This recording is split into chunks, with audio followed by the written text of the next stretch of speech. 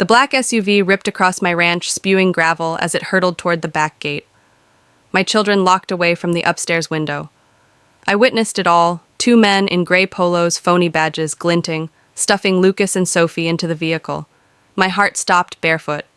I ran outside screaming their names, but the SUV was already a blur down the path. I didn't know the men or the vehicle, but the big white letters on the door seared itself into my memory. HOA Enforcement Team. This wasn't an accident. It was a measured attack, and they had no idea who they were shooting. I wasn't simply a rancher. I was James Whitaker, a former federal judge, and I knew how to yield justice like a sword running for the barn. I rushed to grab my old radio scanner and riot notebook, calling the sheriff as I saw a third individual in the SUV's passenger seat, Lydia Thornton Hickory Ridge, HOA president, her blonde curls and oversized sunglasses. Unmistakable smirking. Like this was a game the sheriff's line connected Sheriff Dawson here. But as I yelled, "They took my kids!" The call ended dead. A blinking light on the barn's fuse box confirmed it. Someone had cut the power. This was no petty HOA feud. It was a conspiracy, and I was on the verge of exposing it. I'm James Whitaker, 65, widower hour, and father to Lucas and Sophie, 10-year-old twins with quick minds and bold spirits. After decades in D.C. courtrooms, I'd relocated us to a 60-acre ranch outside Hickory Ridge, a paradise of fields, a pond, and a farmhouse with a green tin roof, but paradise bordered a neighborhood controlled by the most brutal HOA I'd ever encountered, worse than the corporate sharks I'd sentenced. Hickory Ridge asserted my land outside their legal boundaries was part of their community influence zone.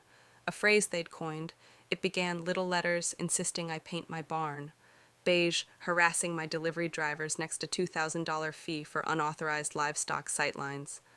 I refused to pay, my deed was ironclad, and I wasn't in their HOA Lydia Thornton, the HOA self-styled queen dropped by one day. Heels clicking up my porch. "Mr. Whitaker," she purred. "Register with our board, or your farm will be in trouble." I laughed her off. "I'm not your jurisdiction." Her eyes narrowed. Not yet. I should have seen the threat. But I shut the door, unaware she'd weaponized that slight. Lydia was campaigning for county HOA supervisor, and a judge defying her was a threat to her empire. Strange incidents followed. Cut fences, a sliced tractor fuel line, Lucas's bike stolen. We blamed kids until that Sunday, when Lucas and Sophie vanished while flying their drone in the south field. I found the remote in the ground, searched everywhere, then looked at the barn's camera.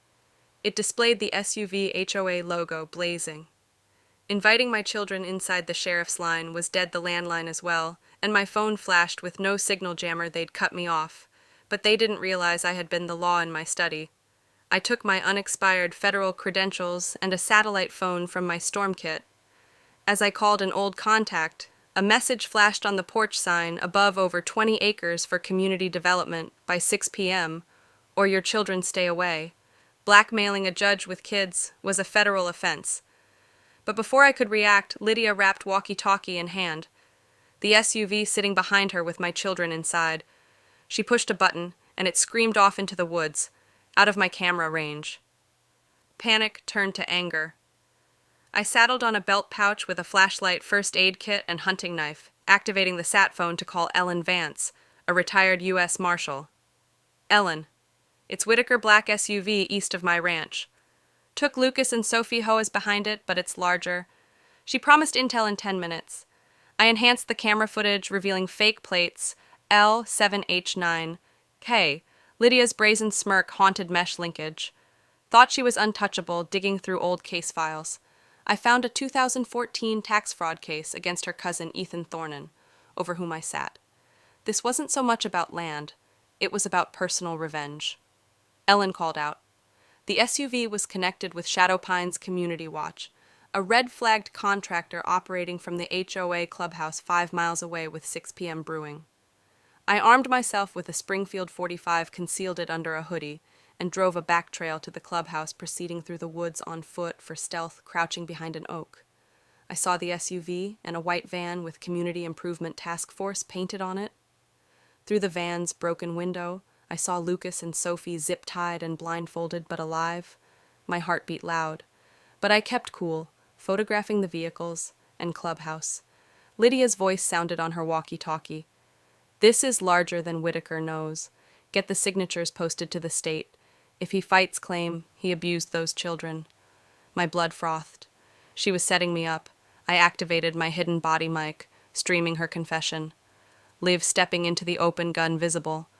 I told step back from the Van Thornen. She smiled. You're trespassing. I moved. You kidnapped my kids. You're finished 2 armored HOA. Protection thugs burst out with tasers. I dodged, but a wire struck my chest and darkness engulfed me. I awoke in a grimy basement beneath the clubhouse, arms and legs tied. Gagged my kids crying nearby. Lydia appeared, badge shining. You made this complicated, Judge. I require 20 acres for a luxury resort sign, or you all disappear. She left with Lucas and Sophie upstairs. My sat phone in my discarded jacket was still transmitting, scooting to a metal shelf. I cut my zip ties, released my gag, and whispered, Carter, alive kids upstairs. Ellen responded, We're coming. I kicked the plywood door down and ran to the meeting room, taking out a guard and tasering him. I released my kids, their arms wrapping around my dad. We were so frightened Lydia blocked our way, stunned, but federal agents burst in yelling, Hands up! She ran, I pursued, calling Sophie, Stay with Lucas. Outside lights blinded us. FBI marshals, police. Ellen cornered Lydia. Be mistake of your life. Lydia cried, I just wanted the land. As she was handcuffed in the basement, a secret room disclosed phony deeds, surveillance on other ranchers and Project Clearwater, a resort scheme targeting 30 properties supported by a local judge, sheriffs, and senator. This was a syndicate, and Lydia was a pawn, Ellen told. Carol, crack first. At a safe house, Lucas inquired, Will they come back? I vowed we'd be ready. A nighttime camera alert displayed a man in black next to the fence, tattooed, holding a toolkit. I stood him down, shooting a warning shot. Who sent you? He sneered. You ruined a $40 million deal. I'm clean up. Deputies took him into custody, but he warned Project Clearwater has dozens. You'll fight shadows forever, I answered. I'm good in the dark. At the county records office, we uncovered false transfers bearing Judge Nathan Cross's signature.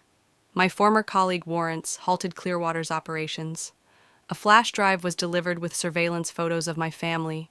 A threat to vacate Ellen phoned it war tactics on civilians in Denver. U.S. Attorney Daniel Pierce seized our evidence files, recordings, Cross's payoffs. You struck a landmine. He said, let's defuse it. Security upgrades ensued, motion cameras, floodlights, and Lucas's drone Freedom 1 Cross visited, offering a full Clearwater ledger. I deserved a fall, he admitted. Headlines erupted. Judge exposes land fraud syndicate arrests, mounted properties restored, Clearwater dead. But a distorted voicemail warned, We're not done. Watch your family, Lucas suggested. Let the world know us. A national interview from our porch went viral, sparking protests and whistleblowers. An accountant exposed Victor Grayson. Clearwater's mastermind arrested, fleeing Utah. Sophie renamed our ranch Liberty's Edge as we watched Freedom 1's footage. A truck crashed our gate, a note stabbed to the seat. You won the battle, but we're just beginning. Granite Harbor. The fight wasn't over, but with truth and family we'd stand strong.